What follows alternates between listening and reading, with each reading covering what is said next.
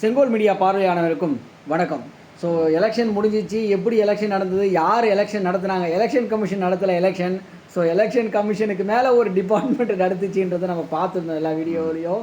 So அதை விட சுவாரஸ்யமான விஷயம் என்னென்னு பார்த்தீங்கன்னா, இன்றைக்கி பெரும்பான்மை பெற்ற கட்சி ஸோ டிவிக்கு ஏகமானதாக எல்லாரும் ஓகேங்களா, தனி பெரும்பான்மை சார் என்ன சார் அவ்வளோ பெரிய கார்பரேட்லாம் எக்ஸிக்யூட் பண்ணி 100 பேர் ஜெயிச்சிருக்காங்க. 107 பேர் 118 சீட்டு இருந்தாதான் அவங்கள கவர்னர் கூப்பிடணும். கவர்னர் கையில் இன்னைக்கு சார் என்ன பண்ணாங்க ஆக்சுவலி 118 பேர். நீங்கள் நார்மலாக என்ன கோர்ட்டுக்கு போகிறாங்க, கோர்ட்டுக்கு இதெல்லாம் தேவையா சார்?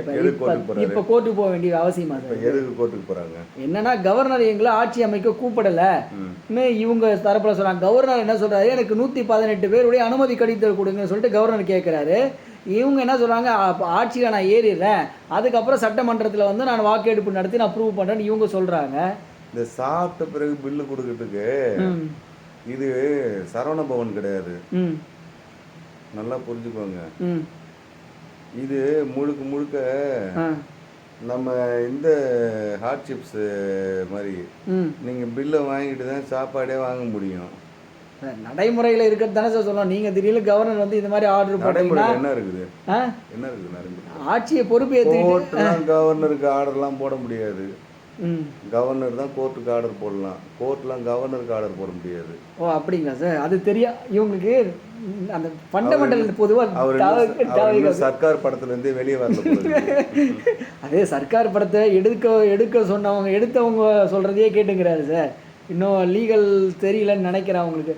முன்னவே யாரும் கவர்னர்லாம் நீங்கள் அவங்கள கூப்பிட்டு நீங்கள் இது பண்ணுங்கன்னு கவர்னருக்கு ஆர்டர்லாம் பண்ண மாட்டாங்க. அதெல்லாம் வாய்ப்பே கிடையாது. ஆர்டிகல் 309 கவர்னர் தான் கோர்ட்டுக்கு ஆர்டர் போடுவார். கோர்ட்டுக்கு ஆர்டர் போட மாட்டாரு. கவர்னர் தான் அவரு ஜட்ஜ் அப்பாயின்மெண்ட் பண்ணுவாங்க. அந்த பிரசிடென்ட் ஆஃப் இந்தியாவுடைய எல்லா விஷயங்களையும் கவர்னர் தான் அக்செப்ட் பண்ணி எல்லாத்தையும் பண்ணுவாரு. அதனால தான் அதுக்கு பேர் கவர்னன்ஸ். புரியுதா உங்களுக்கு? கோர்ட்ஸ் அப்படிங்கிறது கவர்னருக்கு எந்த ஆர்டர்லாம் போட முடியாது, கவர்னர் மேல நடவடிக்கை எடுக்க முடியாது கோர்ட்டு. புரியுதுங்களா? அதெல்லாம் ஜனாதிபதி எடுக்கணும். அதெல்லாம் இவங்க போகணும்னு ஜனாதிபதி கிட்ட போய் சொல்லணும். அதை விட்டு கோர்ட்டுக்குலாம் போய் இவங்களுக்கு அதுதான் சார் இவங்க கையில் இருக்கிற பிரச்சனையே.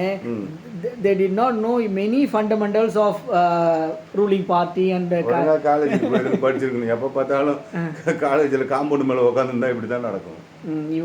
இவங்களுக்கு நம்ம சொல்லி கொடுத்து இவங்களை இது பண்ணுறதுக்குள்ள நமக்கு அடுத்த 5 வருஷம் ஃபுல்லாக போயிடும் போல் இருக்குது. ஸோ தட் மீன் என்னென்னா, ஸோ இந்த நேரத்தில் ஸோ கவர்னர் என்ன சொல்லியிருக்காருன்னா சார் 18 பேருடைய இது கேட்டிருக்கிறார். நீங்கள் சொன்ன மாதிரி இவங்களுக்கு பயமா சார்? இப்போ ஏன் பயப்படுறாங்க? இப்போ ஏன் பயப்படுறாங்கன்னா, காங்கிரஸ் நாங்க உங்களுக்கு சப்போர்ட் பண்றோம், ஆனால் நீங்க பிஜேபி கூட போக கூடாது அங்க ஒரு கண்டிஷன் போட்டாங்க. ஆனா காங்கிரஸ் சொல்றாங்கன்னா அதற்கு ஏற்றபடி எதனா ஒரு 30-40 சீட்டு வச்சிருக்கணும். இல்ல அட்லீஸ்ட் ஒரு 20-15 ஒன்றும் கிடையாது, இருக்கிற கொஞ்சோண்டு சொற்ப சீட்டை வச்சுக்கிட்டு 5 சீட்டு அங்க போக கூடாது இங்க போக கூடாதுன்னு கண்டிஷன்லாம் போடுறாங்க. 10 சீட் இருந்து சொல்லியிருந்தாலும் பரவாயில்ல. சீட் அதிகமா வச்சிருக்கிறது ஏடிஎம்கேல இருக்கிறவங்கள பாதி பேருக்கு மேல ஜெயிச்சவங்க நீங்க இவங்களுக்கு ஆதரவு கொடுங்கன்னு சொல்லி ஆல்ரெடி நம்ம வேலுமணியை வச்சு பேசிட்டாங்க. செங்கோட்டையும் வேலுமணி கிட்ட பேசிட்டாரு. வேலுமணி அங்க இருந்து ஒரு 24 பேரை ரெடி பண்ணிட்டாரு. நீங்க அவங்க ஓகே சொன்ன உடனே அவர் சிஎம் ஆன உடனே கூப்பிட்டு வாக்கெடுப்பு பண்ணுவாங்க. வாக்கெடுப்பு பண்ணும்போது கையை தூக்கிருங்க பான்ட்டாரு. சிஎம் ஆனதுக்கு அப்புறம் வாக்கெடுப்புல கலந்துட்டானா பிரச்சனை இருக்காது. இப்பவே கலந்துட்டாங்கன்னா பிரச்சனை ஆயிடும். அப்படிங்கறதுனாலதான் இப்ப என்ன பண்றாங்க, மேலிடத்துல இருந்து கவர்னர்கிட்ட நீங்க முதல்ல லெட்டரை வாங்கிட்டு அதுக்கப்புறமா பதவி பிரமாணம் பண்ணுங்க. அவங்க சொல்றது லாஜிக் அண்ட் எத்திக்ஸை ஃபாலோ பண்ணி தான் இருக்குது. இவங்க திருட்டுத்தனமா ஒரு சில எம்எல்ஏக்களை பிடுங்கி சட்டமன்றத்தில் தலையை காமிச்சிடலான்னு கணக்கு பண்றாங்கன்னு நினைக்கிறேன். நீங்க சொல்ற மாதிரி எந்த எம்எல்ஏவும் பிடுங்கல, அவனே ஆல்ரெடி பிடிங்கன்னு வரதுக்கு ரெடியா இருக்கு. அங்கேயே அவங்களே ஐயா சாமி நீ கட்சி நடத்துறது போறோம், எதிர்காலத்துல உன் மேல நம்பிக்கை இல்ல, நீ கட்சியெல்லாம் நடத்துற மாதிரி எனக்கு தெரியல, அதனால தயவு செய்து விட்டுடு, நான் ஓடிடுறேன் இப்பயே. எதிர்காலத்துல திமுகவும் டிவிகேவும் மட்டும்தான் இருக்கும் போல இருக்குது, அதிமுகன்னு ஒண்ணு இருக்காது போல இருக்குது, என்னை இப்பயே விட்டுரு சாமி நான் ஓடிடுறேன்னு எல்லாரும் பரபரப்பா ஓரத்துக்கு ரெடியா இருக்காங்க. அடப்பாவீங்களா, இவ்வளவு காசு கொடுத்து ஜெயிக்க வச்சு நீ என்னடான்னா ஓடிடுவியா, நீ இருடா நான் போய் எங்க அப்பா கிட்ட சொல்றேன்னு மேல போய் சொல்லி எல்லாத்தையும் ரெடி பண்ணி வச்சிருக்காங்க. அதனால ஓட விடாம பாதுகாப்பா இங்கே இருந்து அடக்கி அடக்கி வைக்கிறாங்க. ஸோ ஹோல்ட் பண்றாங்க. இப்போ வந்து சொல்ல போனா ஸோ இது வந்து இந்த மாதிரி இதுவும் கார்பரேட் ஐடியா, இது தப்பான ஐடியா. இது வரலும் கார்பரேட் பண்ணது எல்லாமே கரெக்ட். கார்பரேட் அவன் எப்படி நடந்துக்கணுமோ அது நடந்தான். இப்போ பண்ணுறது கார்பரேட் இதுக்குள்ளே இப்போ இன்வால்வ் ஆகலை, லீக்கேஜ் ஆக ஆரம்பிச்சிருச்சு. கார்பரேட் தான் இது எல்லாத்தையும் பண்ணுறாங்கன்னு இப்போ இனிமேல் அவன் இன்வால்வ் ஆக மாட்டான். இதோட யார் கட்டிடுவான். இப்போ இவங்களுக்கு ஐடியா கொடுக்கறதுக்கு ஆள் கிடையாது. இனிமேல் பட்டு இதே மாதிரி தான் எதனா தத்த குத்தலாம் வேலை பார்த்து கிடப்பாங்க. இந்த அரகுர நாலேஜோட கவர்னர் மேலே கம்ப்ளைண்ட் கொடுக்கறதுக்கு ஹைகோர்ட்டுக்கு போகிறான்றாங்க. இது வேற சொல்ல போனால் இவங்களை என்ன பண்ணுறதுன்னு தெரியல, ஒன்றும் பண்ண முடியாது. இதுக்கப்புறம் பாருங்க, உள்ள இது கட் அவுட்டுக்கு பால் ஊத்துனவெல்லாம் என்ன பண்ண போறான், அது ஏற்கனவே விசிறு விட்டவெல்லாம் என்ன பண்ண போறான். அது இப்பவே பேசக்கூடாது, ஏன்னா இவங்க இன்னும் அதிகாரத்துக்கு வரல. அதை பத்தி இப்ப நம்ம பேசக்கூடாது. போக பாருங்க. எனக்கு தெரிஞ்சு அதுல ஒரு 10% மேல எல்லாம் அறுப்புக்கு போற கேஸ், எல்லாம் வெட்டுக்குத்துக்கு போற கேஸ். எனக்கே தெரியும் நிறைய பேரை வெட்டு குத்து அது இதுன்னு ஊறப்பட்ட பேர் மேல கேஸ் இருக்கு. வேட்பாளர்கள் மேலே நிறைய அலிகேஷன்ஸ் இருக்கு சார். இன்னைக்கு கேஸே இருக்கு. நம்ம அதெல்லாம் கடந்த வர வர நம்ம பேசுவோம், அவர்களுடைய நடவடிக்கைகள், செயல்பாடுகள். ஸோ இதுக்கப்புறம் எவ்வளோ கடன் வாங்க போகிறாங்க, எப்படி நலத்திட்டங்களை மேற்கொள்ள போகிறாங்க, எப்படி அட்மினிஸ்ட்ரேஷன் பண்ண போகிறாங்க, இதெல்லாம் நம்ம தொடர்ந்து கண்டிப்பாக பேச போகிறோம். இதுவரையிலும் விஜய் வந்து ஓப்பன் ஹார்ட்டடா ஓப்பனா நடந்துகிட்டாரு அப்படின்னு மக்களை நம்ப வச்சார். அது வந்து கார்பரேட் சொல்லி தான் அவர் இதெல்லாம் பண்ணாருங்கிறது 1-2 பேருக்கு தெரியும். ஆனா அவர் அப்படி நம்ப வச்சாரு. இனிமேல் அவர் அதை கண்டினியூ பண்ணி ஆகணும். எதுவாக இருந்தாலும் ஓப்பன் ஹார்ட்டடா என்கிட்ட இவ்வளவு பேர் தான் இருக்கிறாங்க, மீதி ஆட்கள் இங்க இருந்து வருவாங்க அப்படின்னு சொல்லணும். எதையுமே சொல்லாம நீ வச்சிருக்கதே கம்மி, என்னைய கூப்பிடு என்னைய கூப்பிடு என்னைய கூப்பிடு. எது கூப்பிடணும் நீ? கரெக்ட் தான். எது கூப்பிடணும்? ஏன் நான் அவங்க 2 திடீர்னு ஏடிஎம்கே திமுக ஒன்னா நீ தேவையில்லை, இதுக்கு மேற்பட்ட திமுக ஒன்ஸ் டிவிக்கே வந்துருச்சுன்னா அடுத்தடுத்து அவங்க தான் வருவாங்க, நம்ம வர முடியாது. அதனால நம்ம 2 பேரும் ஒன்னா சேர்ந்து போயிட்டு நம்ம வந்து ஆட்சி அமைப்புன்னு சொல்லி சொன்னா நடக்காதா? அவங்க கூட தான் வந்து கேட்பாங்க. முதல்ல நீ என்ன கேட்ட? 2 வாரம் டைம் கேட்டல, இப்ப எதுக்கு இப்ப பயமாயிடுச்சோ? 2 வாரம் அவகாசம் வேணும்னு இவர் தான் நேற்று டைம் கேட்டாரு. இன்னைக்கு நாளைக்கு எனக்கு பதவி பிரமாணம் செய்யல, நான் கோர்ட்டுக்கு போவேன்றாரு. என்ன இந்த இடைப்பட்ட காலத்துல ஏன் இவ்வளோ நடுக்கம், இவ்வளோ பதட்டம், இவ்வளோ பயம்? அதுவும் சரியான முறையும் இல்லை. இதை கோர்ட்டுக்கு அணுக வேண்டிய விஷயமே இல்லை, கோர்ட்டுக்கு அதிகாரமே இல்லாத ஒரு விஷயத்தை போய் கோர்ட்டுகளை உயர் நீதிமன்றத்துக்கு போவேன்றாங்க. ஸோ அந்த புரிதல் இன்னமும் இல்லாமல் ஏதோ ஒரு குழப்பமான மனநிலையில் இருக்காங்களோ. தன்கிட்ட இருக்கிற எம்எல்ஏக்களை காப்பாற்றிக்கணும்னா எவ்வளோ சீக்கிரம் ஆட்சியை பிடிக்கணுமோ அவ்வளோ சீக்கிரம் ஒரு ஆட்சியை பிடிக்கணும். இல்லைன்னா தன்கிட்ட இருக்கிற எம்எல்ஏக்களை இவர் காப்பாற்ற முடியாது. அது ஏற்கனவே போயிட்டு இருக்கு சார். டிஎம்கே சைட்ல இருந்து டிவிகே எம்எல்ஏஸ்க்கு டீலிங் பேசிட்டு இருக்காங்க. அதுதான் சொல்றேன். அதனாலதான் இவர் இப்ப பயப்படுறாரோ. ஏன்னா ஏற்கனவே அதில் எல்லாமே டிஎம்கே சார்புடையவர்கள் தான் வேட்பாளராக நிறுத்திருக்காங்கன்றதால அதை வச்சுனாவே 3 கட்சியா இருந்து வந்தாரு. ஆமா ஆமா, எல்லாம் தாய் கழகன்னு போயிட்டாங்கன்னா 3வது கட்சி தான் இந்த கட்சி. ஆமா, திமுக, அப்புறம் விசிகா, அப்புறமா தான் தாவேகா. அதை வச்சு நான் போகிற எழுத்துல எல்லா தொண்டர்களையும் சொல்ல முடியாது இல்லை. நம்ம அதே மாதிரி எல்லா வேட்பாளர்களும் 10 பேர் போயிட்டானா என்ன ஆயிடுச்சு, முடிஞ்சிச்சு இல்லை கதை. அப்புறம் ஆமா, அதனாலதான் எல்லாருமே பணம் போனா இல்ல, ஒருத்தர் போக ஆரம்பிச்சாலே ஒண்ணா போயிடும். அதுக்காகதான் இப்ப அவசரப்படுறாரு. சீக்கிரமா என்ன கூப்பிடுறது இருந்தா அதுக்கு ஏத்த மாதிரி ஆட்கள் வேணும்ல. இவங்க வருவாங்க அவங்க வருவாங்க சொல்லணும்ல. லிஸ்டையும் கொடுக்க மாட்டேன், உங்ககிட்ட ஆளும் இருக்காது. என்னைய கூப்பிடுங்க எது கூப்பிடணும்? உண்ட ஆள் இருக்கா? இல்ல. அப்படி எது கூப்பிடணும்? நான் சாப்பிட்டு கொடுக்குறேன் சார். நிறைய ஹோட்டலில் சாப்பிட்டதுக்கு அப்புறம் பேமெண்ட் கொடுக்க மாட்டோமா? அந்த மாதிரி கேட்குறாரு. சொல்லுங்க, எல்லாம் பண்ணுங்க. நீங்க 5 ஸ்டார் மாதிரி அட்வான்ஸ் பேமெண்ட் கேட்குறீங்க. நான் சாப்பிட்டு கொடுக்குறேன் தானே சொல்றேன். அதாவது சாப்பிட்றதுங்கிறது வேற, அதிகாரம்ங்கிறது வேற. ஓ முதலமைச்சரா உன்னை ஒரு தடவை உட்கார வச்சாச்சு.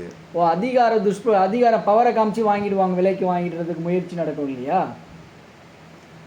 இருக்கிறதுலே வசதி இல்லையா பவருங்கிறது? ஆமாம். அப்போ கவர்னர் செய்யறதும் சரி தானே? நீங்கள் பவரை காமிச்சு வாங்கணுன்றது தவறான முறை தானே? செய்யறது தான் சரி. கவர்னர் செய்யறது தான் சரி இல்லையா? ஏன்னா தகுதியை வளர்த்து கொண்டால் தான் நீங்கள் முதலமைச்சர். ஆனதுக்கு அப்புறம் தகுதியை நீங்கள் கொடு. முதல்ல இந்த இவருக்கே முதல்ல அசிங்கமா இல்லை, தாங்கிட்ட ஆள் இல்லை. எனக்கு நியாயமா பார்த்தா இப்ப அவர் எடுத்துக்க வேண்டிய முடிவு என்னன்னா, ஏங்க என்கிட்ட தேவையான அளவுக்கு ஆள் இல்லைங்க, யாரையாவது கூப்பிட்டுக்கோங்க, அதுதான் ஜென்டில்மேன். அதை பண்ணிருந்தீங்கன்னா மக்கள் கையில சொன்னார் இல்ல, இவங்க எல்லாம் குற்றவாளிங்க, இவங்க எல்லாம் ஊழல்வாதிங்க, அவங்க கூட அவங்க எல்லாம் ஓட்டு போடாதீங்கன்னு சொன்னாங்க. இன்னைக்கு அவங்க கூட்டணியா போறாரு. எதுக்கு போறேன்? ஊழல்வாதி தானே. இன்னைக்கு இவர் கூட கூட்டணி வரவங்க ஊழல் இல்லாதவங்களா? அப்ப எதுக்கு போற? அதை சொல்லி இருந்திருக்கணும்ல அவரு. உண்மையானவரா இருந்தாருன்னா, உண்மையான ஊழலுக்கு எதிரான வரவரா இருந்தாருன்னா, ஊழல் கட்சிகளுடைய கூட்டணி வேணாம், நீங்க எனக்கு பெரும்பான்மை தரல, நான் நல்லா கண்டெஸ்ட் பண்ண முடியாதுன்னு கவர்னர்களையும் மக்களிடத்துலையும் சொல்லி இருந்திருக்கணும்ல. உண்மையான மக்களுடைய தொண்டனா ஒரு தன்னை நிலைநிறுத்தின மாதிரி உண்மையான தொண்டனாக இருந்திருந்தா.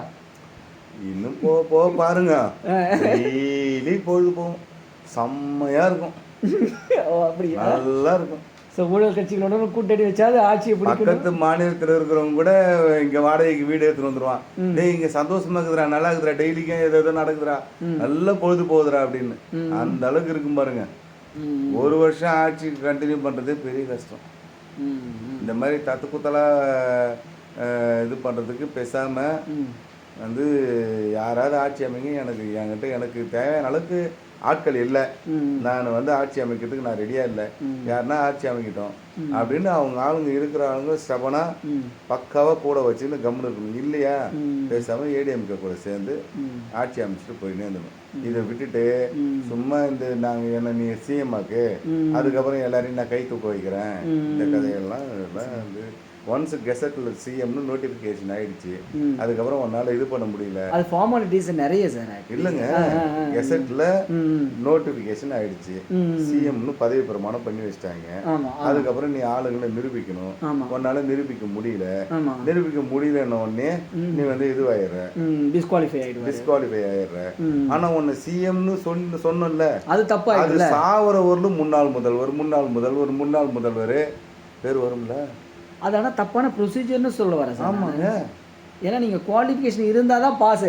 நான் பாஸ் ஆகிட்டு வந்து நம்ம எக்ஸாம் எழுதிக்க பேப்பர் காமிக்கிறேன்றது லாய்க்ஸ் ஒரு ஒரு எத்திக்ஸாகவே இல்லை. இது வந்து ஒரு அதுதான் இப்போ தானே அரசியலில் இந்த பம்மாத்து வேலையை ஆரம்பிச்சிருக்கிறாரு. போக பாருங்க கச்சேரி இப்போ தானே ஆரம்பிச்சுக்கிறாரு, இனிமேல் போக பாருங்க. சரிங்க பாப்பா, தொடர்ந்து தகவலுக்கு நன்றி. ஸோ ஊழல் கட்சிகளுக்கு எதிராக தான் என்னுடைய நிலைப்பாடு என்று மக்களிடத்தில் தன்னை நிலைநிறுத்திய தாவேகாவினுடைய விஜய் அவர்கள் இன்று ஊழல் கட்சிகளுடனே கூட்டணியில் சேர்ந்திருக்கின்றார் என்பதனை நமக்கு அனைவருக்குமே தெரிஞ்ச விஷயம். அது மட்டுமல்ல, பெரும்பான்மையை நிரூபித்தால் மட்டும்தான், அதாவது என்னன்னா நம்ம இன்னொரு பிரச்சனை என்னன்னா, அவரை வந்து இப்போ ஏடிஎம்கே இருக்கிற நிலைமையில தாவேகா காலில் விழுந்து ஐயா சாமி நான் அவன் கூட வந்துடுன்னு கௌரவமா போயிடணும். இல்லைன்னா இந்த நேரம் தாவேகாவுக்கிட்ட இவங்க போகாம விட்டுட்டால் இனிமே ஏடிஎம்கேங்கிற ஒரு கட்சி சுத்தமாவே இருக்க போறது இல்ல, கட்சியே அழிஞ்சிடும். ஒண்ணு. ரெண்டாவது, அப்படி இல்ல, நாங்க தான் முதலே சொன்னோம் 6 மாசம் வந்து கவர்னர் ஆட்சின்னு. 6 மாசம் கவர்னர் ஆட்சி முடிஞ்ச பிறகு எலெக்ஷன் ஒண்ணு கண்டக்ட் பண்ணா 200 சீட்டு சாலிடா அடிச்சுட்டு வருவாரு விஜய். 200 சீட்டு சாலிடா. அப்போ தாராளமாக என்னை பொறுத்த வரைக்கும் விஜய் கண்டெஸ்ட் பண்ணலாம் சார். அதுதான் சொல்லணும், தாராளமாக கண்டெஸ்ட் பண்ணலாம். ஆனால் இப்போ நம்ம எல்லா உண்மையும் போட்டு உடச்சிட்டோம்ல, கார்பரேட் ஃபுல்லா இந்த வேலையை பார்த்தான்னு இதுக்கப்புறம் இனிமே திமுக சும்மா இருக்குமா? நம்ம வீடியோக்களை பார்க்கறதுல முக்காவாசி பேரு உங்களுக்கு தெரியும் எஜுகேட்டட் பர்சன். ஆமா ஆமா, உங்களுக்கு வர ஃபோன் கால்லேருந்து உங்களுக்கே தெரியும் பெரிய பெரிய ஆளுங்க தான் இந்த வீடியோவை பார்க்குறாங்க. 100 பேர் பார்த்தாலும் 200 பேர் பார்த்தாலும், அதனால உங்களுக்கு நல்லாவே தெரியும். நியூஸ் உடனே கண்டிப்பாக போகும். இதுக்கப்புறம் அவங்க ஸ்ட்ராட்டஜிக்கு மூவ் வேற மாதிரி இருக்கும், அவங்க வந்து அலர்ட் ஆயிடுவாங்க. இனிமேற்பட்டு அந்த கதை நடக்காது. 6 மாசத்துக்கு அப்புறம் திடீர்னு இதே திமுகவே பெரிய ஸ்விங்கில் அடிச்சு சுத்தமாக வெளியே வர வாய்ப்பு இருக்குது. அதனால இனிமேல் ரொம்ப ரொம்ப ரொம்ப ரொம்ப கிரிட்டிக்கலாக இந்த மேட்டரை கொண்டு போவாங்க. பாருங்க, இன்னும் பாருங்க, ரொம்ப நல்லா இருக்கும், ஜாலியாக இருக்கும். ஸோ பொறுத்திருந்து பார்ப்போம். நமக்கு நல்ல ஒரு வேட்டை. என்ன வேட்டைன்னா டிகோட் பண்ணுறதுக்கு நிறைய நமக்கு கிடைக்கும்.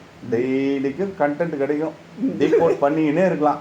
ஸோ தொடர்ந்து அது நல்லவன் கெட்டவன், நல்லவன் தானே கெட்டவன் தானே, கெட்டவன் மாதிரி இருக்கிற நல்லவன், நல்லவன் மாதிரி இருக்கிற கெட்டவன், positive negative, positive question negative negatively positive, positive negative, negative mixed positive, positive mix negative oriented, positive mixed negative, இப்படியே 36 டைப்ல நம்ம பாட்டு டிகோட் பண்ணி அடிச்சு தள்ளுவோம். ஆமாம், அடிச்சு தள்ளுவோம். வாங்க, கண்டிப்பா கண்டிப்பா கண்டிப்பா இவங்கள மாதிரி ஆட்களை வச்சுக்கிட்டு பார்த்துதான் செய்யணும். பண்ணலாம் வாங்க, நல்லா பொழுது போகும். நல்ல சந்தோஷமா நமக்கு பிடிச்ச வேலையை சந்தோஷமா செய்யலாம். ஆமாம், ஏன்னா மக்களுக்கு மறைமுகமாக அவர்களை ஏமாற்றப்பட்டு கொண்டு இருக்கின்றார்கள் என்பதை நம்ம சொல்லணும் இல்லை சார், சொல்ல போறோம்னா. ஆமாம், கண்டிப்பாக சொல்லணும். அதுக்கு நல்ல ஒரு வாய்ப்பு இது. இந்த வாய்ப்பை கரெக்டாக பயன்படுத்தி நம்ம பண்ணணும். ஸோ தகவலுக்கு நன்றி சார். ஸோ பொறுத்திருந்து பார்ப்போம். தாவேகா உண்மையிலேயே பெரும்பான்மையே சிம்பிள் சார், எல்லாருமே தெரிஞ்சு சார். பையனை பேப்பர் எக்ஸாம் ஆன்சர் எழுதிட்டு பாஸ் பண்ணுறான்னு சொல்கிறோம், அவ்வளோதான் சிம்பிளாக. இன்றைக்கி கவர்னர் சொல்வது மட்டும்தான் யதார்த்தமாக சட்ட விதிகளுக்கு உட்பட்டு தான் கவர்னருடைய உத்தரவுகள் இருக்கின்றது. அவருடைய அவர் என்ன சொல்றாரு, எனக்கு இப்பயே +1 அட்மிஷன் கொடுத்துரு, அப்புறமா என் பேப்பரை நீ கரெக்ஷன் பண்ணு, அதுக்கப்புறம் நான் 10th மார்க் லிஸ்ட் கொடுக்குறேன்னா எப்படி? 10th இன்னும் கரெக்ஷனே பண்ணலடா, 10th பேப்பரை நீ என்னடா +1க்கு அட்மிஷன் கேட்குறேன்னா, அதெல்லாம் எனக்கு தெரியாது, அட்மிஷன் கொடுத்துரு, அதுக்கப்புறமா நான் வந்து கரெக்ஷன் பண்ணிக்கிறேன்றாரு. ஆமாம், அது வாய்ப்பு இல்லாத ஒன்று தான். அது வந்து சொல்ல போனா உண்மையிலேயே டிவிகே விஜய் அவர்கள் உண்மையிலேயே தான் உத்தமராக மக்களிடத்தில் பிரச்சாரம் பண்ணது உண்மையாக இருந்ததுன்னா உண்மையை தான் இன்றைக்கி பேசியிருந்திருக்கணும், சரிங்களா? ஸோ ஏற்கனவே எந்த கட்சிகளை யாரெல்லாம் ஊழல் செய்தாங்களோ அவங்க கூட இன்றைக்கி கூட்டணி போகிறதுக்கு சேர்ந்துட்டு இருக்குது. வேற பேசுவதை விட்டுவிட்டு மக்களிடத்திலேயே அவர் செல்ல வேண்டும். பெரும்பான்மை பலத்தோடு அவர் ஆட்சிக்கு வருவதுதான் உண்மையான விஜய்க்கு அது உத்தமமாக இருக்கும் என்று கூறி பொறுத்திருந்து பார்ப்போம். இவர்களுடைய சூழ்ச்சி வலைக்குள் என்னென்ன நடக்கின்றது என்பதை தொடர்ந்து நம்மளுடைய சேனலை டீகோட் பண்ணுறோம். எங்களுடைய சேனலை மறக்காமல் சப்ஸ்கிரைப் பண்ணிவிட்டு அப்லோட் பண்ணுற எல்லா வீடியோவும் தொடர்ந்து பாருங்கள். நன்றி, வணக்கம்.